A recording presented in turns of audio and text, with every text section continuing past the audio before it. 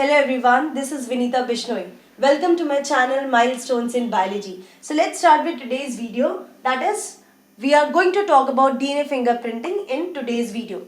In last video, we had a talk about Human Genome Project, which is also a very important topic. So let's start with this. This was initially developed by a scientist in 1985, Alex Zafre. इस scientist ने DNA fingerprinting की थी. DNA fingerprinting होता क्या है? जब हम fingerprinting की बात करते हैं तो हम क्या कहते हैं कि जो हमारे फिंगरप्रिंट्स होते हैं वो हर एक इंडिविजुअल का डिफरेंट होता है. वैसे ही जो भी इंडिविजुअल होते हैं उनके DNA में भी डिफरेंस होता है. बट अगर आपको मेरा लास्ट वीडियो याद हो तो मैंने उसमें कहा था that all human being is having 99.9% base pairs which are same and the difference is of 0.1% base pair. Fine. So जो difference है वो 0.1% का है. यही 0.1% को लेके हमें DNA फिंगरप्रिंटिंग करनी है. So ये जो 0.1% है it is the repeative DNA. Fine. ये डीएनए का वो स्ट्रैंड है, वो सीक्वेंस है. Let me right here what is repetitive DNA. It is the DNA sequence having DNA stretch repeated many times. अब इसका मतलब मैं आपको पहले बताती हूँ कि ये जो रिपीटेटिव डीएनए है, ये रिपीटेटिव डीएनए एक सीक्वेंस है डीएनए का इस तरीके से, जिस पे एक पर्टिकुलर स्ट्रेच है डीएनए का जो रिपीट हो रहा है बहुत बार. जैसे A T T T G, A T T T G, A T T T G. तो आप यहां देख सकते हैं कि ये जो स्ट्रेच है ये 3 बार रिपीट हो रहा है इस सीक्वेंस में डीएनए के. जो ये हमने सीक्वेंस लिया डीएनए का, उसमें ये जो यूनिट है, ये जो स्ट्रेच है डीएनए का, ये 3 बार रिपीट हो रहा है. यही जो है किसी में 3 बार रिपीट होगा, किसी में 15 बार, किसी में 10 बार, किसी में 16 बार. So this repeating units will be different in that individual and वही basis है 0.1% का. यहाँ पे ही difference आ जाता है और इसी को हमने DNA fingerprinting में कैच करना है और हमें बताना है कि ये जो इंडिविजुअल है जिसके सेल्स आपके पास हैं, जिसका DNA आपके पास है, वो किससे मैच होता है. ठीक है. अब जो फैमिली मेंबर्स हैं, फैमिली मेंबर्स के बीच में this repetitive DNA will be same, the repeating units will be same. तो DNA फिंगरप्रिंटिंग की जरूरत क्यों पड़ती है? अगर आप कोई पैटर्निटी क्लेम कर रहे हैं तो उसके लिए अगर आपने बोला XYZ is your father and the father is denying that you are his son, in that case आप क्लेम कर सकते हैं by going for DNA fingerprinting. अगर कोई क्राइम सीन है, क्राइम स्पॉट है, वहां पे अगर आपको कोई सेल्स, कोई ब्लड या कोई भी ह्यूमन लिविंग सेल मिलता है, आप उसको लेके डीएनए एनालिसिस करके बता सकते हैं अपने जो स्टोर्ड डेटा है कंपेयर करके कि whether it is from some previously involve criminals और ये कोई और इंडिविजुअल है. ठीक है. ये भी कि हाँ, ये जो सेल्स मिले हैं क्या उसी फैमिली मेंबर के हैं या किसी आउटसाइडर के हैं. So these are the places where you need the DNA fingerprinting. So अब दूसरा सवाल ये पैदा होता है कि हम ये जो रिपीटेटिव डीएनए है इसको बाकी के सेगमेंट से कैसे अलग करोगे.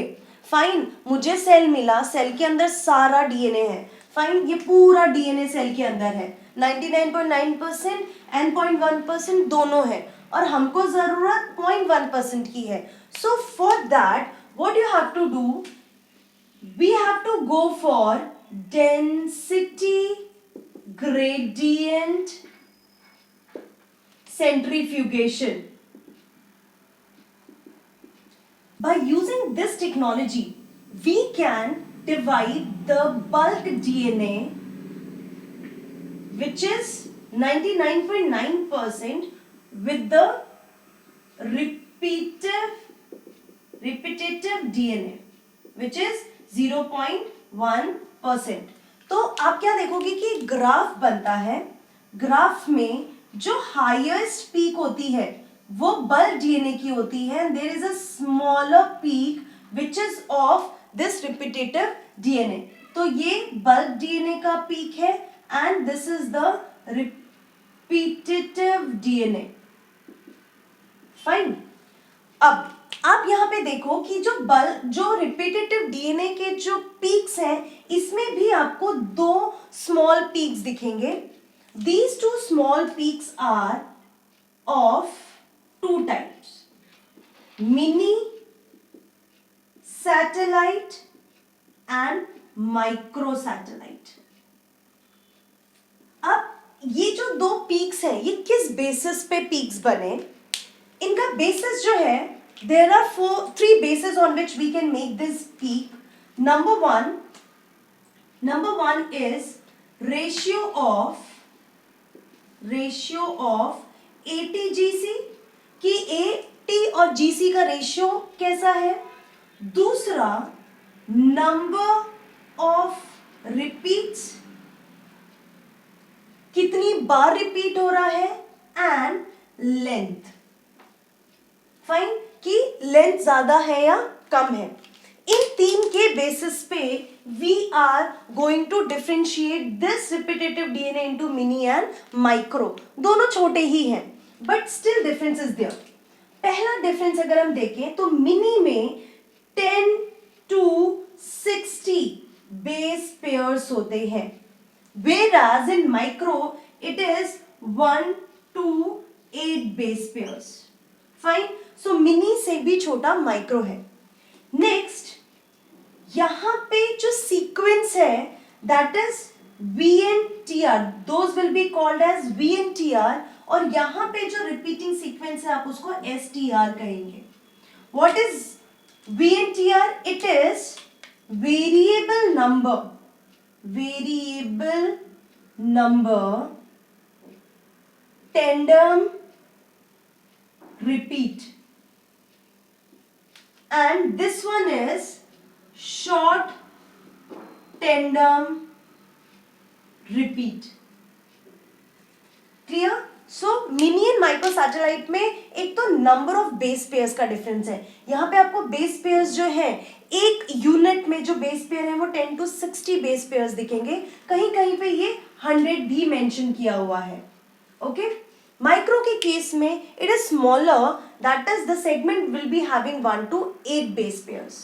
दूसरा, ये जो सैटेलाइट मिनी सैटेलाइट है इसके अंदर जो रिपीटिंग यूनिट है उस एक रिपीटिंग यूनिट को आप वेरिएबल नंबर टेंडम रिपीट कहेंगे. And why tandem? See, it is not something which is randomly repeating, it is very specifically repeating. यहाँ पे स्पेसिफिसिटी है. फाइन, एक पैटर्न है जो ये फॉलो कर रहे हैं, that is why it is called tandem repeat. दूसरा, यहां पे एक और जो मेजर डिफरेंस है, you will find that GC, it is rich in GC and it is rich in AT. Remember this. Fine, these are the important difference. Now the copy number of this, copy number and length differs in individual. Fine, ये individual to individual जो है VNTR जो होगा वो different होगा. उनकी length भी differ हो सकती है और कॉपी नंबर भी डिफर हो सकता है. So this is about the DNA fingerprinting and this is the principle behind the DNA fingerprinting. Again I am telling you, the person who was involved initially in DNA fingerprinting, that was Alex Zafre, and he said that he has understood that 99.9% base pairs are same और 0.1% different है. तो वो 0.1% को लेके क्यों ना हम difference find out करें और पता करें कि जो इंडिविजुअल है उनके बीच में क्या रिलेशनशिप्स हैं। तो अगर फैमिली मेंबर्स हैं then these 0.1% will remain same, but और अगर कोई नेबर है या बहुत दूर का फैमिली मेंबर है तो उसमें डिफरेंस आएगा यहाँ पे। फाइन। अब जो हम बात कर रहे हैं, हम जितना भी हमारे सेल के अंदर डीएनए होता है वो दो पार्ट्स होते हैं उसके। एक होता है बल्क डीएनए। बल्क डीएनए जो होता है that is the coding sequence. Fine. Coding sequence से बना होता है। एंड जो रिपीटेटिव डीएनए होता है it is having non coding sequence, remember that. ठीक है। दूसरी चीज, जब हम सैटेलाइट वर्ड यूज करते हैं, so satellite is that part of chromosome which are made up of repeating units. बहुत सारी रिपीटिंग यूनिट्स होगी, पहली चीज। और दूसरी that is a non coding DNA part. वहां पे जितने भी डीएनए होंगे those will be non coding. तो जब हमने डेंसिटी ग्रेडियंट सेंट्रिफिकेशन में पूरा सेल का डीएनए डाला तो हमको दो पीक्स मिली।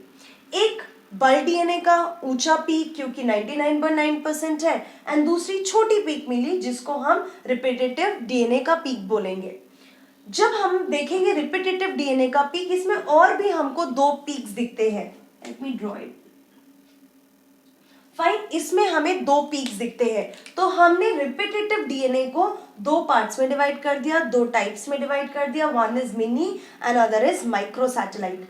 एंड ये जो डिफरेंशिएशन है वो तीन चीज के बेसिस पे है। एक तो रेशियो, आप देख सकते हो यहाँ पे जीसी का रेशियो ज्यादा होता है और यहाँ पे एटी का रेशियो ज्यादा होता है। दूसरा नंबर ऑफ रिपीट्स, यहाँ पे इस केस में नंबर ऑफ रिपीट ज्यादा होंगे as compare to the microsatellite. तीसरा जो लेंथ है, अगर आप लेंथ देखो तो यहाँ पे 10 to 60 बेस पेयर्स का एक रिपीटिंग यूनिट है, whereas in this case it is just 1 to 8 base pairs. Plus यहाँ पे जो रिपीटिंग यूनिट्स है आप उसको VNTR कहेंगे, variable number tandem repeat, and micro के केस में it is short tandem repeat. So DNA fingerprinting के लिए हम क्या यूज कर रहे हैं? We are using VNTR। VNTR को हमें एनालाइज करना है और उस बेसिस पे then we are going to match the DNA of family members, और जो क्रिमिनल साइट पे हमको कोई सेल्स मिले हैं ऑन दैट बेसिस हमें ये एनालिसिस करना है डीएनए फिंगरप्रिंटिंग के अंदर। So this is all about the principle and introduction of DNA fingerprinting. In next video, I will tell you some more important points related to it, like किस तरीके से, किस प्रोसेस से हम VNTR को analyse करते हैं, काउंट करते हैं। Fine. So see you in the next video. Till then, take care, keep learning and be safe.